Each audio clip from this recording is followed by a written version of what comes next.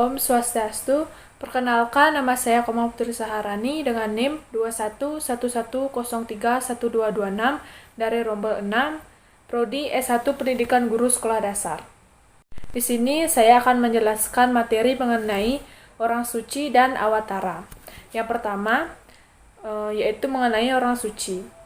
Berkaitan dalam membina kehidupan beragama, penghayatan dan pendalaman agama tidak hanya dapat dilakukan dengan pelajari ajarannya saja atau melakukan ibadahnya di tempat-tempat suci.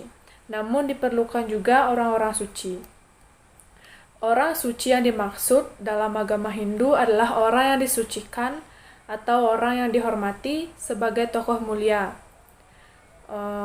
Orang suci adalah manusia yang memiliki rasa batin atau mata batin dan dapat memancarkan kewibawaan rohani serta mempunyai kepekaan untuk menerima getaran-getaran gaib. Selanjutnya, orang suci adalah orang yang telah berlaku mulia dan suci secara pikiran, perkataan, dan perilakunya.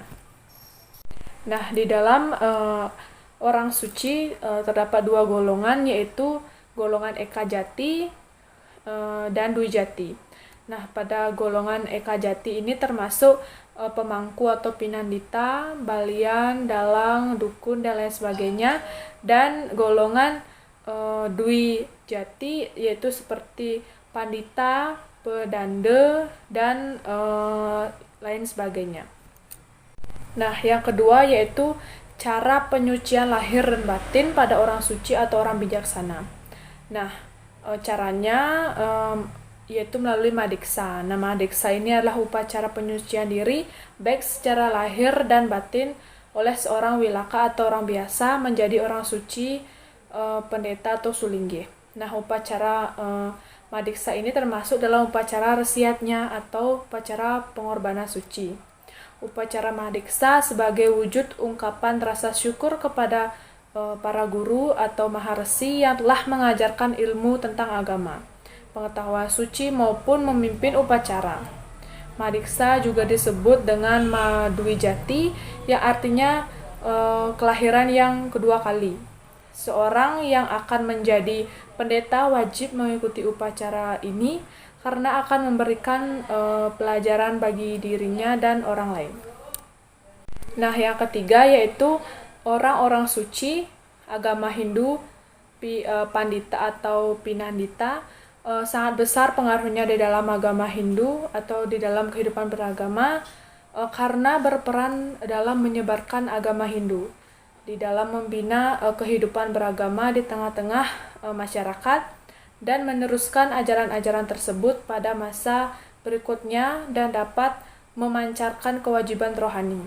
Selain itu, orang suci juga memiliki peran yang sangat penting dalam melaksanakan upacara keagamaan atau yatnya. Karena tanpa adanya orang suci yang memimpin upacara, maka upacara yatnya juga tidak akan bisa berjalan dengan baik. Nah, yang keempat yaitu mengenai pandita dan pinandita. Pandita adalah golongan orang suci yang telah Dwi Jati atau orang suci yang melakukan penyucian diri tahap lanjut atau madiksa. Nah, orang yang telah melaksanakan proses madiksa disebut orang yang lahir dua kali. Kelahiran yang pertama dari kandungan ibu, sedangkan kelahiran kedua dari kaki seorang guru rohani atau dang acarya atau nabe.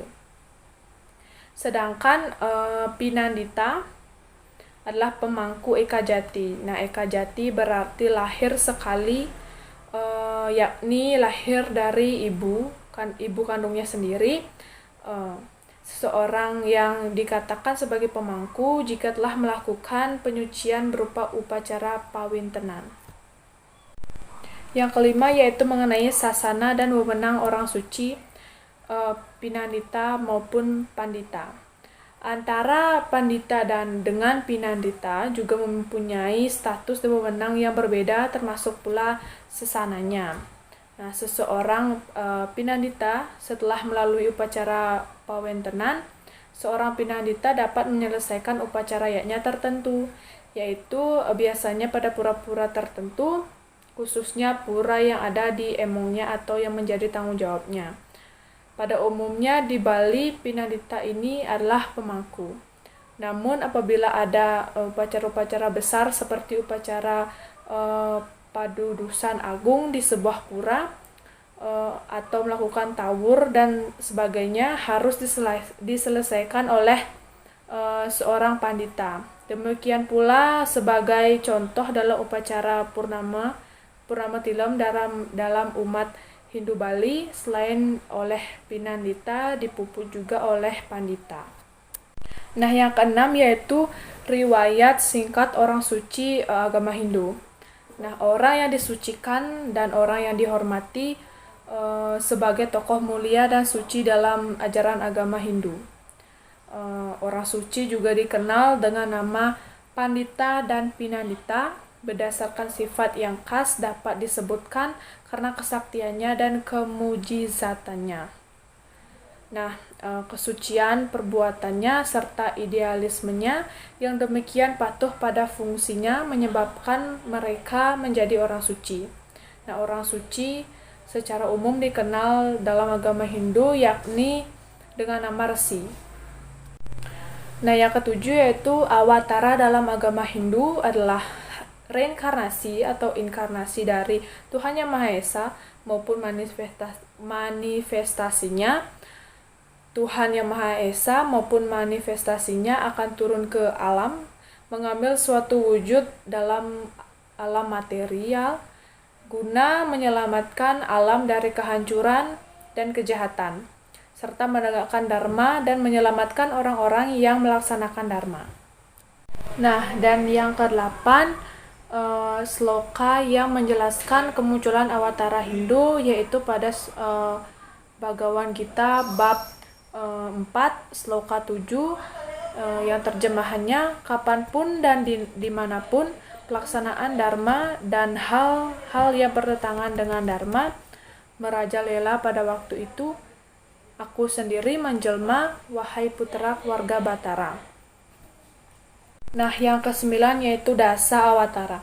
Dasa Awatara adalah 10 awatara Wisnu dalam agama Hindu, yakni Matsya Awatara, Kurma Awatara, Waraha Awatara, Narasima Awatara, Wamana Awatara, Parasurama Awatara, Rama Awatara, Kresna Awatara, Buddha Awatara, dan Kalki Awatara.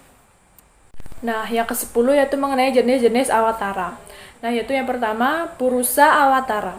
Purusa Awatara adalah awatara pertama Sang Hyang Wisnu yang mempengaruhi penciptaan alam semesta.